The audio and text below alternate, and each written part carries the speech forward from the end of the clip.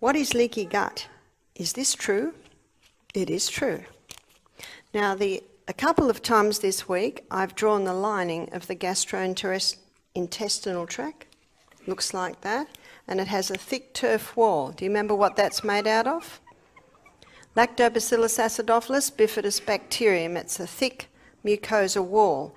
And when that wall starts to break down, basically that's leaky gut, because that thick mucosa wall has 4 functions. One is it's responsible for the final breakdown of the food.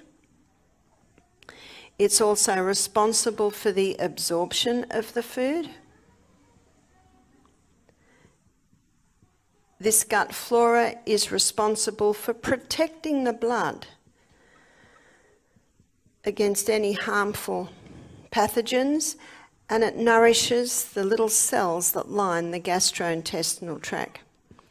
The little cells that line the gastrointestinal tract, they're basically made down here, they travel up, and every 3 to 5 days away they go. So every 3 to 5 days the cells that line the gastrointestinal tract are remade.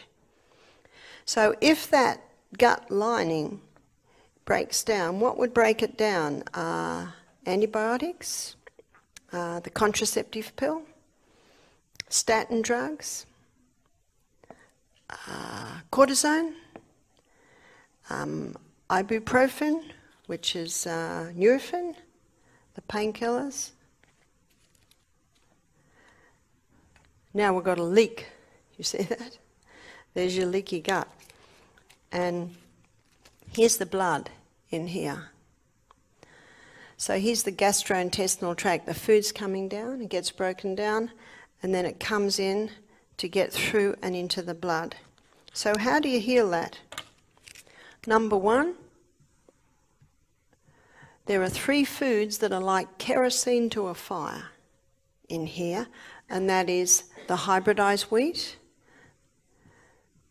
and dairy and refined sugar.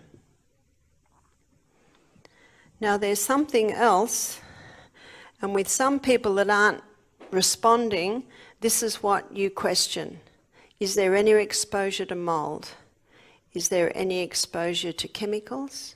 And is there any exposure to heavy metals? Number 2, probiotic, and this should be taken 3/4 of an hour before breakfast. 3/4 of an hour before breakfast, you take a probiotic supplement, and that allows the probiotic to go way, way, way, way down to where you want it.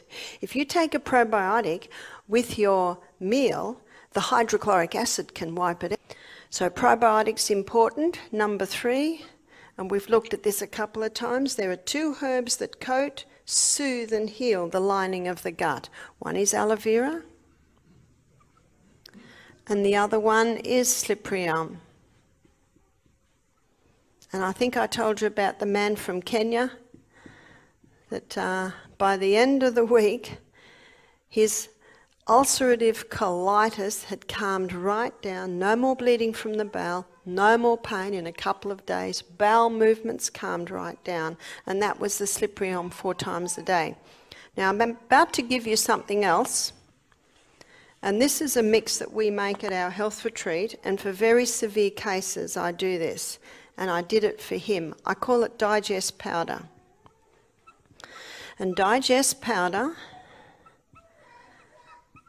you can make it yourself by just getting the herbs. So it's 8 part slippery elm, and that's the coat, soothe, lining, healing. 1 part myrrh. Myrrh is a gum resin, and myrrh is a strong antimicrobial and healer. 1 part golden seal. Golden seal is king of tonics to all mucous membranes. So if someone has quite a serious problem, then I give them that mix. Now the dose, you put that all together in a jar, and they all must be powdered. The dose is 1 teaspoon to about 1/2 cup of warm water. Now, if someone's serious, let's say someone's going to the toilet 10 times a day, I would give them that 4 times a day, before each meal and before bed. As it all settles down, they might have it just in the morning and just before bed. And when the colon is now perfectly well and there's no problem, you stop.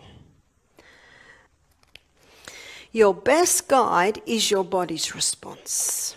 You see that? You adjust accordingly.